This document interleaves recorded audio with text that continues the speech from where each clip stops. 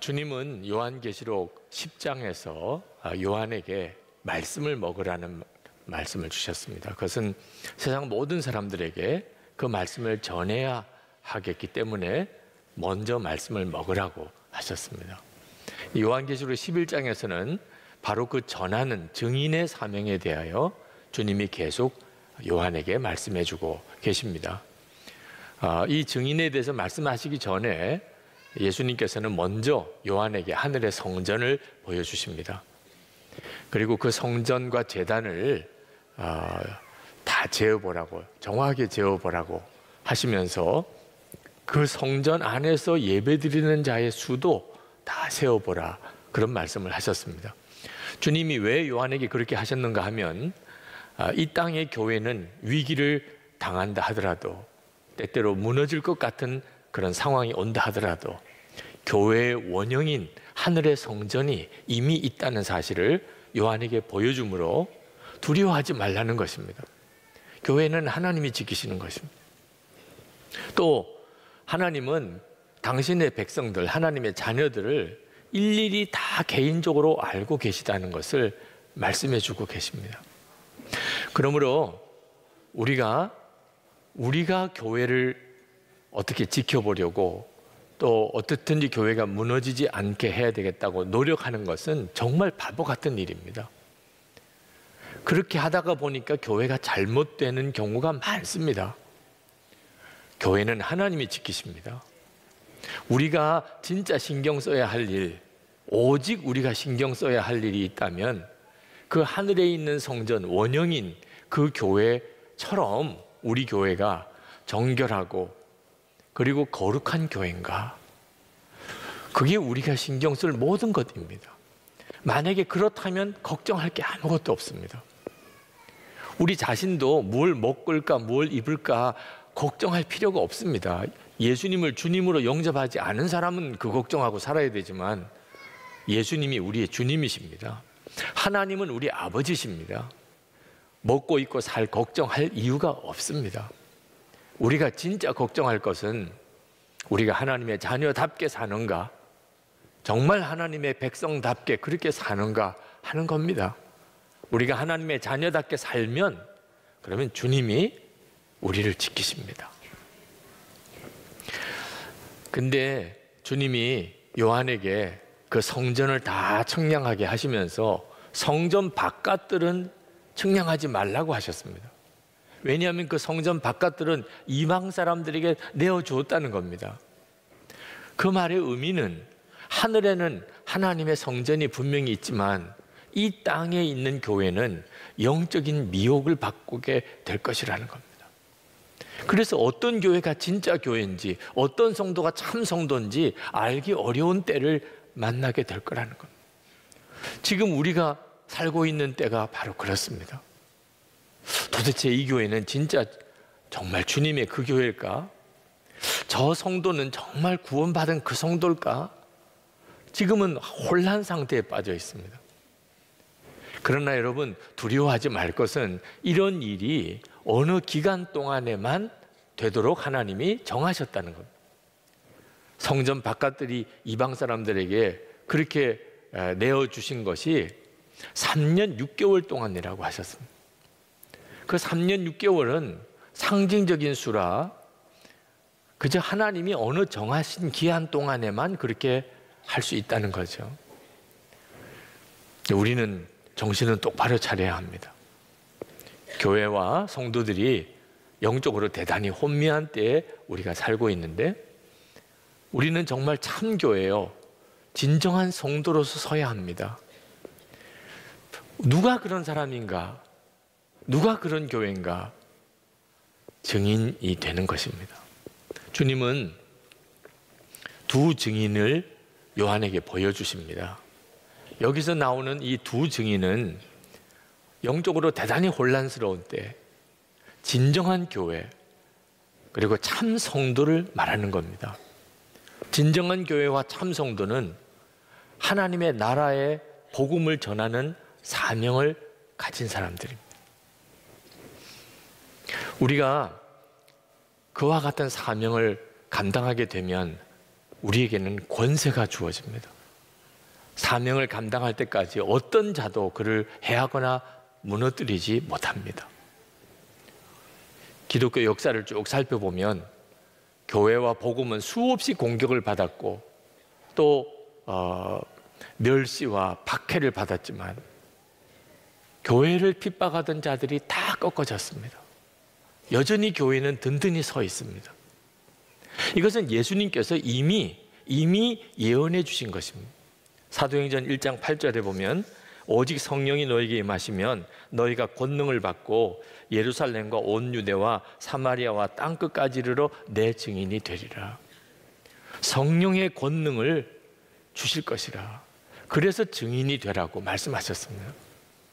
이 말씀을 가만히 보면 성령 받은 사람은 이미 다 증인이라는 것을 알 수가 있습니다.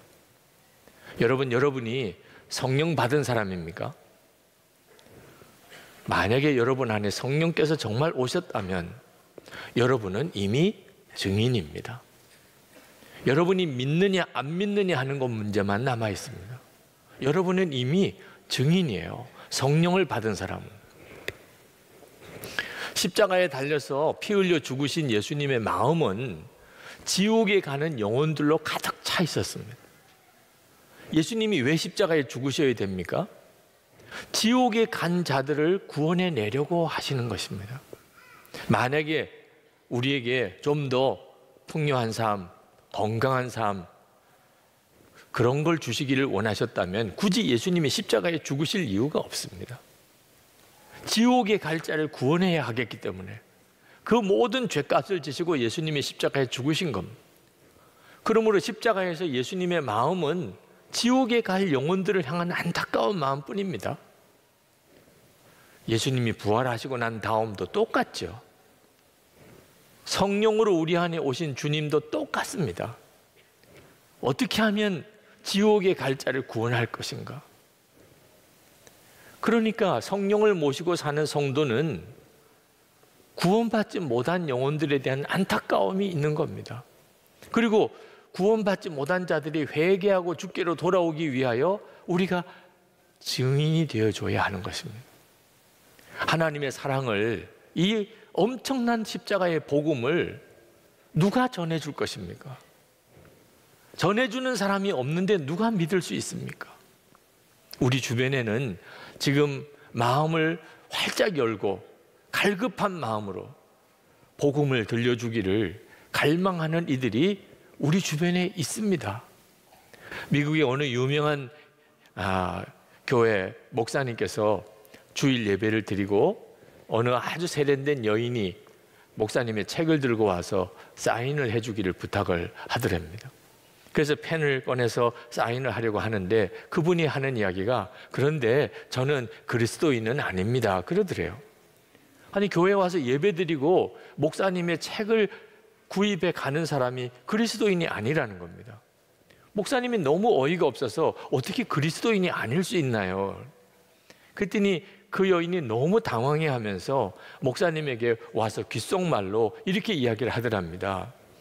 저는 어떻게 그리스도인이 되는 줄을 몰라요. 교회에 나오고 있는 사람이에요. 그런데 자기가 어떻게 그리스도인이 되는 줄을 누구도 자기에게 가르쳐주거나 전해주지 않는 겁니다. 그래서 목사님이 사인을 하다가 말고 그 여인에게 십자가의 복음을 전해주고 그리고 예수님을 영접하게 하였습니다. 그가 기쁜 마음으로 예수님을 영접하고 그리고 하나님 아버지의 눈물로 기도했다는 겁니다. 우리 주변에도 많습니다.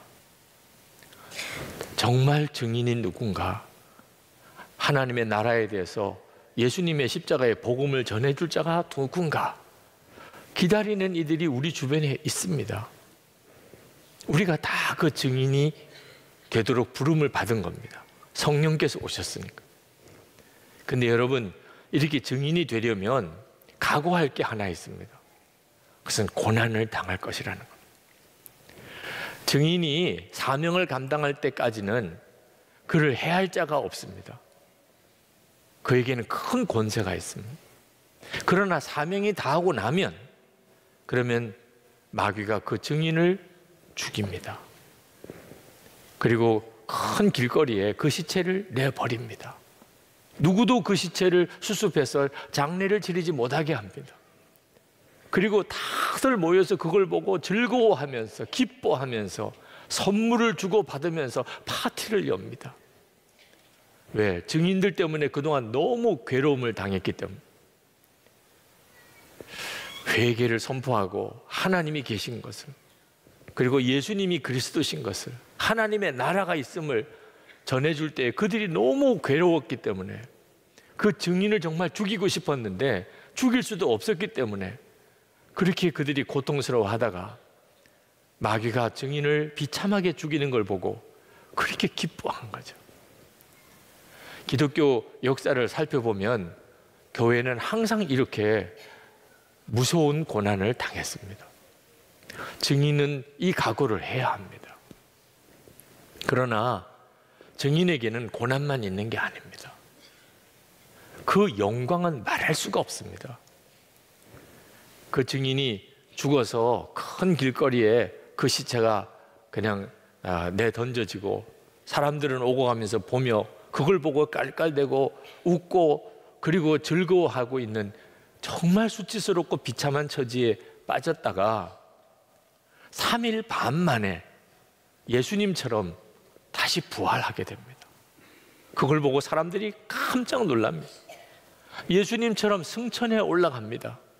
원수들이 그걸 다 보았습니다. 증인이기 때문에 받는 말할 수 없는 영광이 있습니다. 여러분은 예수를 똑같이 믿으시는데 그렇게 증인된 자가 마지막에 하나님의 영광을 받으시는 걸 보고 박수치는 사람이 되고 싶습니까? 아니면 여러분 자신이 고난의 흔적을 가진 그런 증인으로 영광을 받고 싶습니까? 여러분이 결단해야 하는 겁니다.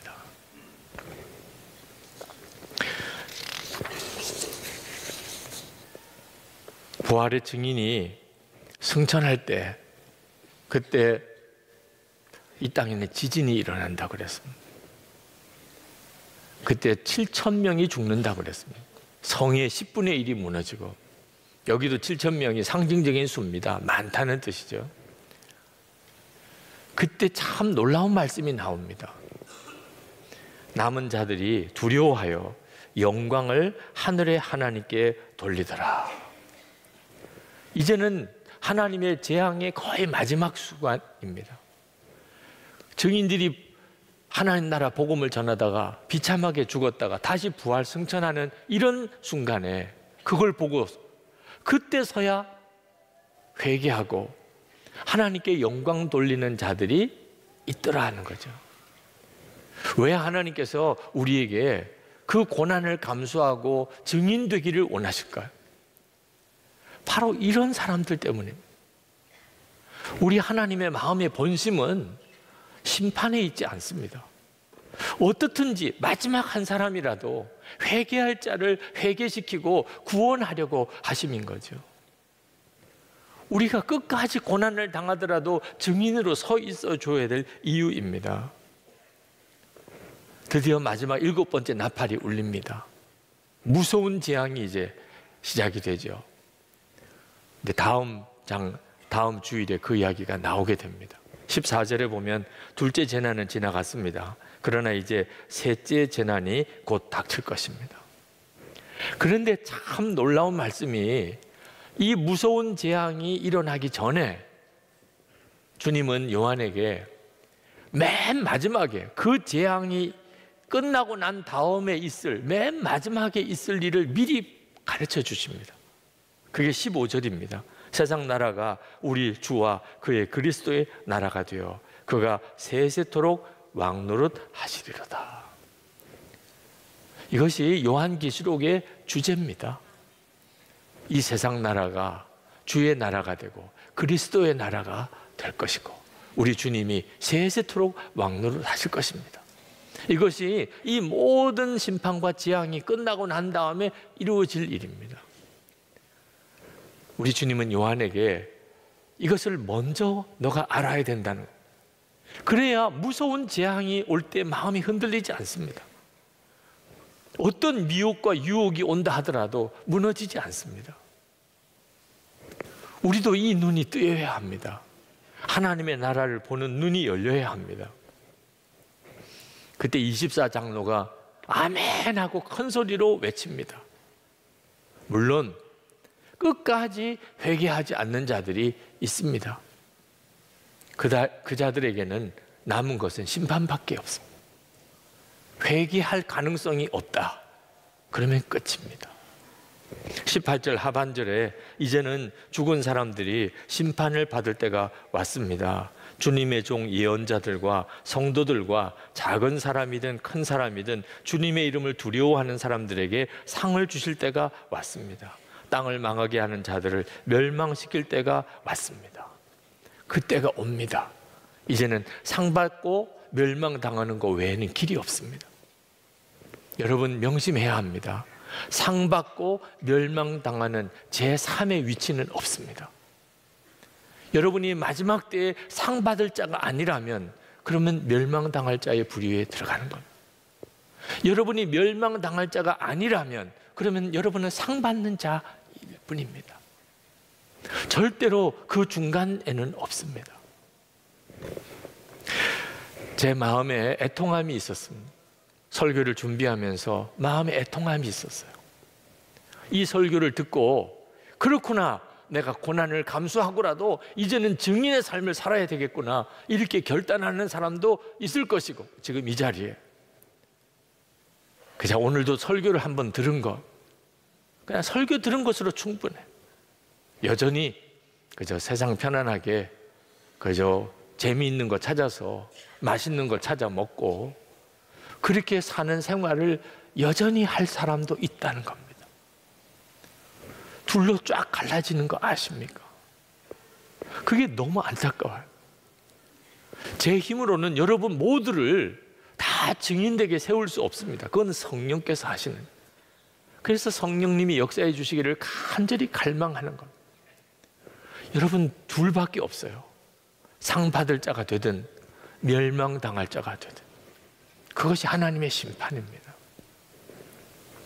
그래서 여러분 하나님의 나라를 바라보는 눈이 분명히 뜨여야 합니다. 증인은 하나님의 나라를 증거하는 사람입니다. 근데 자기도 보지 못한 하나님의 나라를 어떻게 증거하겠습니까?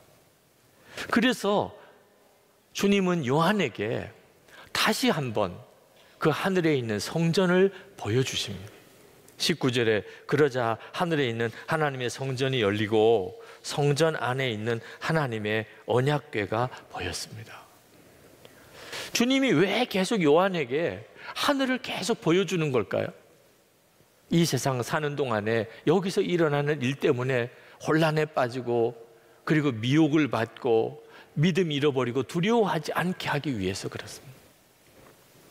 하나님의 나라는 사람들이 꿈꾸지도 상상도 못했던 그런 정말 찬란하고 아름다운 나라입니다.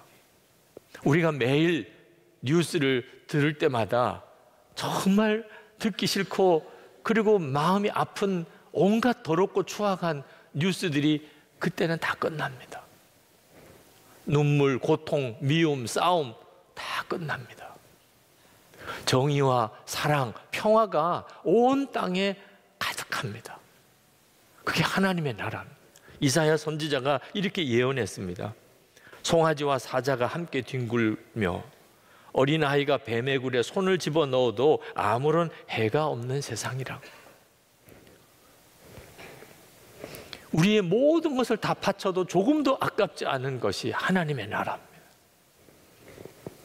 그래서 삼층천을 보았던 사도 바울은 자기에게 유익하던 거 다 해로 여기고 배설물처럼 버렸다고 그랬습니다.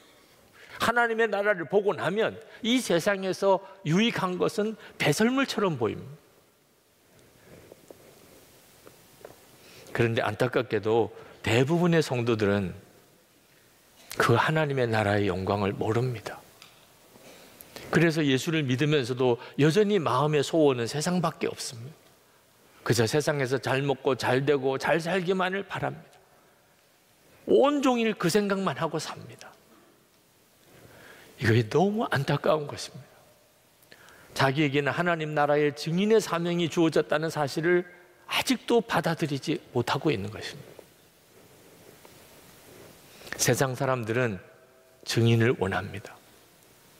이제는 말로 듣고 싶어 하지 않습니다. 정말 삶으로 복음을 살아내는 사람, 진짜 예수님과 동행하는 사람, 그런 사람이 있으면 보여달라. 나는 죽고 예수로 사는 사람이 당신 교회는 진짜 있느냐? 그렇게 묻습니다. 그런 사람 나도 보지 못했습니다. 나도 참 보고 싶습니다. 그런 심정이신 분도 있으실 거예요. 생각을 바꾸세요. 내가 그 증인의 첫사람 되기를 원합니다. 내 주변에 본 적이 없어요. 정말 나는 죽고 예수로 사는 사람, 주님과 온전히 연합된 사람 본 적이 없어요. 그러면 내가 첫사람이 되면 되죠. 주님, 제가 그 증인이 되기를 원합니다.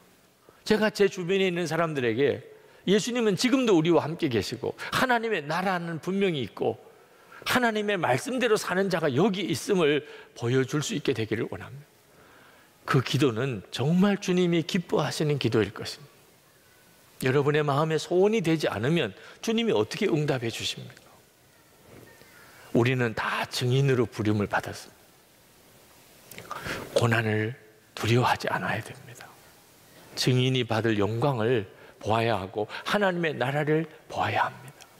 빌리 그레이엄 목사님이 공산주의가 한때 이 지구상의 절반 이상을 차지하는 그때 한 번은 설교 중에 공산주의자 청년의 편지를 인용한 적이 있습니다. 그 편지는 그 공산주의에 빠진 청년이 자기 애인에게 헤어지자고 하면서 쓴 편지의 일부입니다. 그 편지 내용이 이렇습니다. 우리 공산주의자들은 사망률이 높다. 총에 맞고 교수형을 당하고 조롱당하고 직업을 잃는다. 우리 중 상당한 퍼센트는 이미 죽었거나 감옥에 갇혀 있다. 우리는 대부분 가난하게 살고 있다. 우리는 좋은 집, 좋은 자동차를 가질 여유도 없다. 그러면서도 우리는 우리의 모든 시간, 모든 재산, 모든 재능을 아낌없이 당을 위해 바친다. 사람들은 우리를 가리켜 광신자라고 부른다. 그렇다 우리는 광신자다. 우리의 삶은 오직 하나의 목적, 세계 공산화를 위한 삶이다. 내가 죽도록 갈망하는 것이 있는데 그것은 공산주의가 실현된 세상이다. 그것은 이제 내 삶이요, 내 사업이요, 내 종교요, 내 취미요, 내 연인이요, 내 아내요, 내 애인이요, 내 빵이요, 내 고기다. 나는 낮에 그 일을 하고 밤에는 그것을 꿈꾼다. 나에게 이제 이 비전을 떠나서 다른 어떤 인생도 우정도 사랑도 대화도 존재할 수 없다. 나는 이 이상을 위해 감옥에 갇힐 준비가 되어 있고 필요하다면 사형대에 갈 준비가 되어 있다. 완전 거짓 이데올로기죠. 그런데 한때는 이 공산주의에 이렇게 빠진 청년들이, 지성인들이 수도 없이 많았습니다. 그리고 지난 역사 동안 온 세상이 엄청난 고통을 겪었잖아요. 우리의 사명을 공산주의에 비교하는 것이 너무 마음이 아프고 정말 괴롭지만 우리가 진짜 정말 제대로 된 그리스도인인가 하는 것을 가늠해 볼 수 있는 중요한 기준이기도 합니다. 공산주의자만 못해가지고는 어떻게 구원받은 성도라고 할 수 있겠습니까? 어떻게 하나님의 나라를 소유했다고 말할 수 있겠습니까? 오늘 이 성찬은 증인된 자에게 말할 수 없는 은혜의 성찬입니다. 증인이 바로 예수님과 연합한 자의 삶을 사는 자니까 성찬 때마다 증인은 새 힘을 얻습니다. 예수 그리스도와 내가 한 몸이 된 것, 주님의 살을 먹고 마시는 일, 주님이 내 안에 거하시고 내 왕이 되신 것, 그 은혜가 이 성찬 속에 있습니다. 증인 되신 분들이 받는 성찬이 되기를 바랍니다. 또 증인이 되기를 원하는 마음으로 받는 성찬이 되기를 원합니다.